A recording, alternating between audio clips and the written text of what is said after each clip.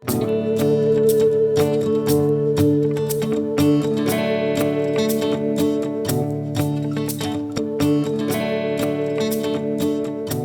everyone, so today for the first time ever, Alley Riders, we're doing a bike test.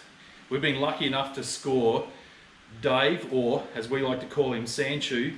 We've got his Thok MiG-R on test.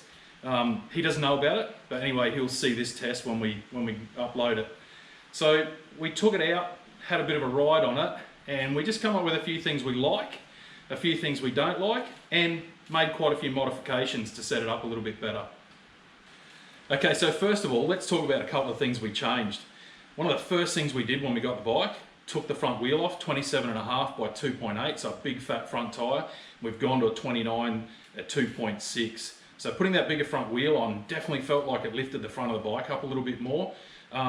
Rolling speed, we didn't really compare it between the two wheels, but rolling speed was really nice, and having that front up, it just made the bike feel quite playful and quite nimble through the corners, considering it has a fairly long chainstay compared to a lot of the other bikes that we've ridden.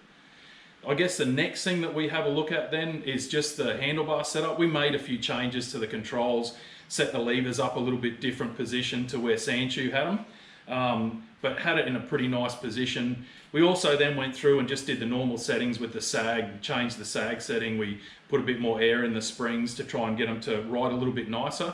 Haven't really dialed the suspension in too much. I had the front end a little bit too stiff actually for me, so we'll probably back that off just a little bit. But yeah, got those few things set up and everything was quite nice. The bike's quite playful, very nice to jump around. I was a bit surprised riding a 140 mil travel, normally riding a 160 or 170 mil travel bike, so going to the 140, I was a bit surprised at how nice it was. Thinking it was going to be a bit rough, and I guess it is in places, but most of the time it was pretty good. Okay, so let's talk about a couple of things we didn't like. Sandshoe's got these pedals on that are about as big as a running board on a semi-trailer. The spikes hanging out of them have no grip at all. I think they'd be good if you rode in thongs because you got so much platform. They were just horrible, no grip, and way too big. So first thing we'd do is change those pedals out. Probably another thing that I'd look at doing is maybe putting a longer stem on, putting the handlebars a bit further forward. High speed sort of cornering section, I felt a little bit tight on the bike, like the handlebars were too close to my legs. And for some reason the XT brakes just felt a little bit on and off. They didn't feel, there wasn't a lot of feel in them. It just felt like they were on and off all the time. So yeah, it might be a little bit of playing around with that to get the brakes to work a little bit smoother, because I'd expect the XTs to be quite a good brake in most situations.